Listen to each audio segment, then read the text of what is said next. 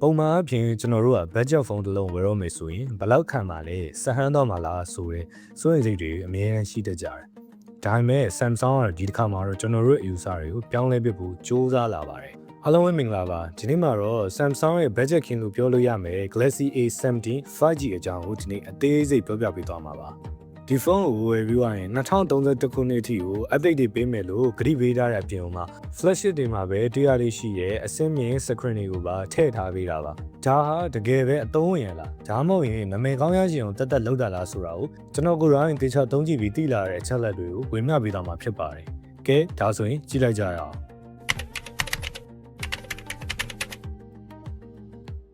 ပထမဆုံးအနေနဲ့ဒီဇိုင်းပိုင်းကစပြောရမယ်ဆိုရင်ဖုန်းကိုစကင်လိုက်တဲ့အချိန်မှာပထမဆုံးခံစားမိရတော့ဒီကောင်တော်တော်လေးကိုပါသွားတယ်ဆိုတော့ခံစားချက်ပါပဲအရင် A16 တော့ဆိုရင် 7.9mm ရှိတာနဲ့အခု A17 မှာတော့ 7.5mm ဖြစ်သွားပါတယ်ဒီကနန်းဆုံးထွက်လေးကဘာမှမဟုတ်ဘူးဆိုပေမဲ့ကန်ရတဲ့အခါမှာပို့ပြီးတော့ premium sound လို့လက်ထဲမှာလည်းချစ်လက်တဲ့ခံစားချက်ကိုပေးပါတယ်ကျောဘက်ကတော့ glass fiber reinforced plastic လို့ခေါ်တဲ့အဆင့်မြင့် plastic ကိုသုံးထားပါတယ်သူကပုံမှန် plastic တွေတဲ့ပုံမူတောင့်တင်းတယ်လို့ matte finish ဖြစ်တဲ့အတွက်ကိုလက်ဝဲရိုက်အားချန်တာမျိုးမရှိပါဘူး။အရင်တော့ကကြောဘက်ပြောင်ပြောင်နေဆိုရင်ဖုန်းတွေကိုအကာအကွယ်မပါဘဲနဲ့ကင်ဖို့ကတော်တော်ခက်ခဲပေမဲ့ဒီဖုန်းကတော့လက်ထဲမှာလည်းကင်တိုင်းမချော့သလိုတန်တန်ရှင်းရှင်းလေးရှိနေတော့သဘောကျမိပါတယ်။နောက်ပြီး Key Island 2.0 ဆိုတဲ့ဒီဇိုင်းကြောင့်ဖုန်းပေးတာခလုတ်တွေကအနည်းငယ်ဖောင်းကျနေပါတယ်။ဒါကမှောင်နေတဲ့အချိန်မှာတော့မှခလုတ်ကိုစမ်းပြီးနေတာတော်တော်လေးကိုလွယ်ကူစေပါတယ်။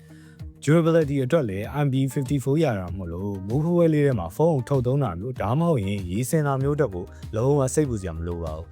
Samsung ကဒီဈေးတန်းထဲမှာအခုလိုတည်တက်တဲ့ဒီစောက်ပုံမျိုးကိုလုပ်ပေးတာတကယ်ကိုအားရစရာပါပဲ display ဘက်ကိုပြောမယ်ဆိုရင်တော့ဒါဟာ Samsung ရဲ့နာမည်လို့ပဲပြောရပါမယ်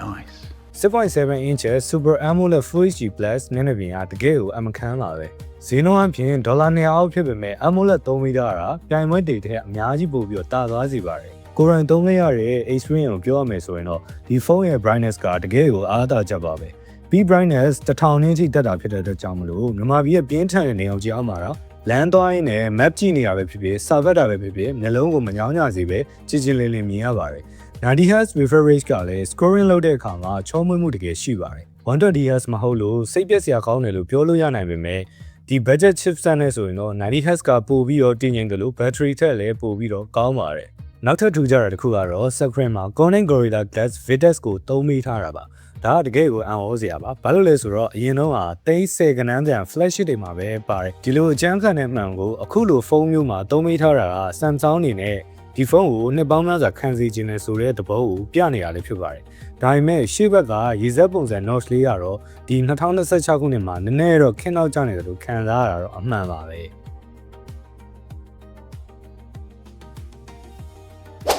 အခု performance ဘိုင်းကိုကြည့်အောင်ဒီဖုန်းမှာ Exynos 1330 5nm chipset ကိုသုံးထားပေးပါတယ်။ဒါဟာအရင် model မှာလည်းသုံးနေတာဖြစ်တဲ့အတွက်ကိုတချို့က chipset အသစ်မဟုတ်လို့အားမလို့အားမရဖြစ်ကောင်းဖြစ်နိုင်ပါတယ်။ဒါပေမဲ့လက်တွေ့ game ဆော့ကြည့်တဲ့အခါမှာဆိုရင် Mobile Legends ကို high setting မှာ AACC ဆော့လို့ရပါတယ်။ scale တွေသုံးတဲ့အခါမျိုးမှာချက်တာမျိုးမရှိပဲမျောလင့်တာထပ်ပို့ပြီးတော့ပိုကောင်းပါတယ်။ PUBG ကိုကြတော့ medium setting မှာတီတီမီနဲ့ဆော့လို့ရတယ်။ဒါပေမဲ့ 120fps တို့အမြင့်ဆုံး graphics တို့ကိုလိုချင်တဲ့သူတွေအတွက်ကတော့ဒီဖုန်းကပေးနိုင်မှာမဟုတ်ပါဘူး။နောက်ထပ်ပြောချင်တာတစ်ခုကတော့ဒီကောင်းရဲ့ RAM ဘိုင်းပါ။ 4GB version ကတော့ဒီနေ့ခေတ်မှာတော်တော်လေးနည်းနေပါပြီ။ app တွေအများကြီးကိုပြိုင်ဖွင့်ရင်အနည်းငယ်ထက်တာမျိုးကြုံရနိုင်ပါတယ်။ဒါကြောင့်မြန်မာနိုင်ငံမှာဝယ်မယ်ဆိုရင်တော့ 8GB version ကိုပဲဝယ်ဖို့ကျွန်တော်လေးနဲ့အကြံပြုချင်ပါတယ်။ OnePlus နဲ့ virtual memory ကိုထပ်တိုးလို့ရတယ်ဆိုပေမဲ့ physical RAM လောက်တော့ဒီကောင်မြင်ရမှာမဟုတ်ပါဘူး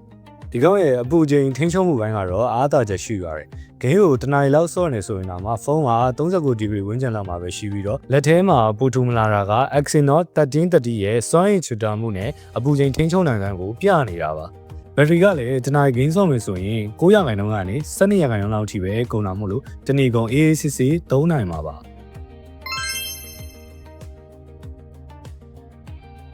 သူ့မှာပါတဲ့ 9000 mAh ဘက်ထရီကရုံသွားရုံပြန် social media တော့လောက်ဆိုရင်တော့100ခွဲလောက်ထိကိုတောင်းခံနိုင်ပါတယ်ဗီဒီယိုတစ်နေ့လုံးကြည့်မယ်ဆိုရင်တော့မှ16နာရီလောက်ထိတောင်းခံနိုင်တာကိုစမ်းသပ်ချက်တွေမှာလည်းတွေ့ရပါတယ် charging ဘိုင်းမှာတော့ 25W super fast charging ကိုသုံးထားပေးပါတယ်ဒီနေရာမှာဝေဖန်စရာလေးနည်းနည်းလေးထပ်ရှိတယ် ပြိုင်ဘက် China phone တွေက45 watt တို့67 watt တို့ပေးနေတဲ့အချိန်မှာ25 watt ကတော့တော်တော်လေးကိုနှေးရလို့ခံစားရပါတယ်အားပြည့်တင်ဖို့တက်ကတော့တနအီဝဲလောက်စောင့်ရပါလိမ့်မယ်ဒါပေမဲ့အားသာချက်ကတော့အားသွင်းတာမြန်လွန်းရင်လည်းဘက်ထရီတက်တန်းကိုထိခိုက်စေနိုင်တာကြောင့်မလို့ Samsung က6နှစ်လောက်သုံးမဲ့လူတွေအတွက်ဘက်ထရီဟက်ကိုရှေ့တန်းတင်တာလို့ယူဆရပါတယ်ခင်ဗျားတို့ရောအားသွင်းတာမြန်တာကိုကြိုက်တဲ့သူလားဒါမှမဟုတ်ရင်ဘက်ထရီတက်တန်းကြကြခံတာကိုပိုကြိုက်တဲ့သူလားဆိုတော့ပြောပြပေးသွားကြပါဦး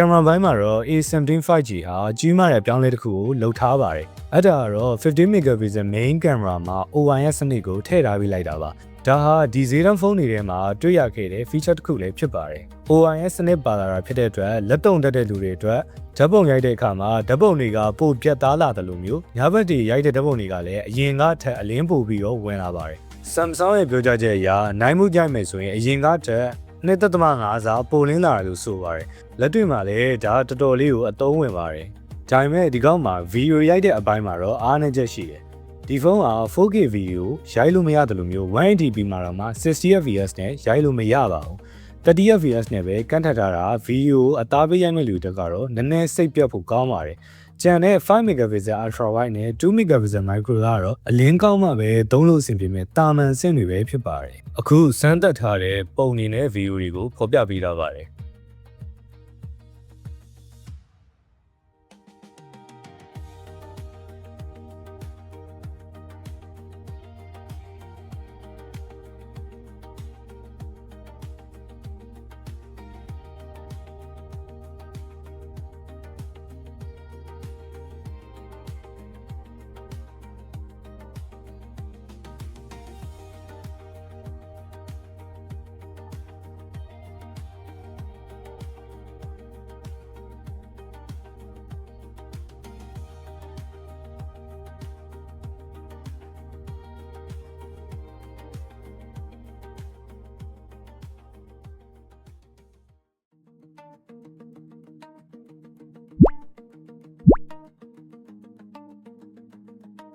အခုဒီဖုန်းရဲ့အတန်ဆုံးပိုင်းဖြစ်တဲ့ software အကြောင်းကိုပြောကြရအောင် Android 15 One UI 7 နဲ့ထွက်လာတာဖြစ်ပြီးတော့2031ခုနှစ်အထိကို update ကရနေမှာပါဒါဟာဒီဖုန်းရဲ့ value ကိုအမြင့်ဆုံးရောက်စေတဲ့အချက်ပါပဲနောက်ပြီး Galaxy AI feature တွေလည်းပါဝင်လာပါတယ် Google နဲ့ပူးပေါင်းထားတဲ့ Cycle to Search ကတကယ်ကိုအသုံးဝင်ပါတယ်ဥပမာဖုန်းထဲမှာမြင်ရတဲ့ပစ္စည်းတစ်ခုကိုဝိုင်းလိုက်ရုံနဲ့ Google ကနေပြီးချက်ချင်းရှာပေးတာမျိုးပါ Gemini AI ကလည်းပါဝင်လာတာမို့လို့နေ့စဉ်အလုပ်တွေကိုအများကြီးပို့ပြီးတော့ကူညီပေးနိုင်ပါတယ်ဒါကြောင့်ဒီကောင်လေးကဈေးနှုန်းနည်းပေမဲ့ flagship တစ်လုံးရဲ့အတွေ့အကြုံမျိုးကိုရစေပါတယ်ကျွန်တော်ဒီဖုန်းကို3လလောက်သုံးကြည့်တဲ့အခါမှာအားမနာတမ်းပြောရမယ်ဆိုရင်အားသာချက်တွေကအားနည်းချက်တွေထက်ပိုများပါတယ်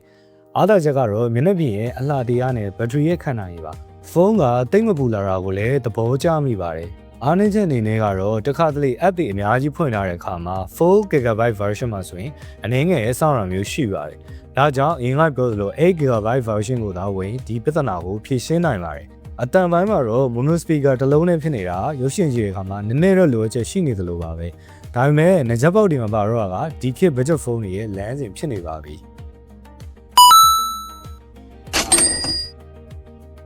မြန်မာနိုင်ငံဈေးကွက်မှာတော့ဒီဖုန်းကိုအနက်ရောင်အပြောင်နဲ့မီးခိုးရောင်ဆိုပြီးတော့၃မျိုးဝယ်လို့ရပါတယ်ဈေးနှုန်းတွေကတော့ 8256GB version ဆိုရင်10သိန်းခွဲဝန်းကျင်နဲ့8128 version ဆိုရင်9သိန်းကျော်ဝန်းကျင်နဲ့4128 version ဆိုရင်တော့9သိန်းဝန်းကျင်ရှိပါတယ်ဈေးနှုန်းတွေကတော့ငွေလဲနှုန်းနဲ့ဆိုင်လိုက်ကိုကွာခြားမှုရှိပါတယ်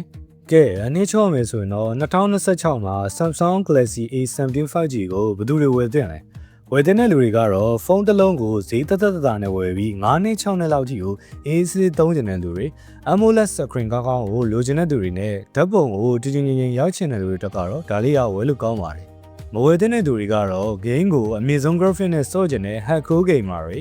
4K video ရိုက်ချင်တဲ့သူတွေနဲ့အားသွင်းတာကိုမြန်မှကြိုက်တဲ့သူတွေတက်ကတော့ဒီဖုန်းကအဆင်မပြေပါဘူးခြုံပြောမယ်ဆိုရင် Samsung ဟာ raw performance တဲ့ယုံကြည်စိတ်ချရမှုနဲ့ရေရှည်တည်တတ်မှုကိုဦးစားပေးပြီးတော့ဒီဖုန်းကိုထုတ်ထားတာပါ budget ဖုန်းဆိုပေမဲ့ update 6နှစ်ပေးထားတာကတော့တကယ်ကို game changer ပါပဲဒီဗီဒီယိုလေးကတော့အားလုံးအတွက်အသုံးဝင်မယ်လို့မျှော်လင့်ပါတယ်အကယ်၍ဒီဖုန်းကိုကိုယ်တိုင်သုံးနေလူတွေရှိရဆိုရင်လည်းအတွေ့အကြုံလေးတွေကို sharing လုပ်သွားပေးကြပါဦး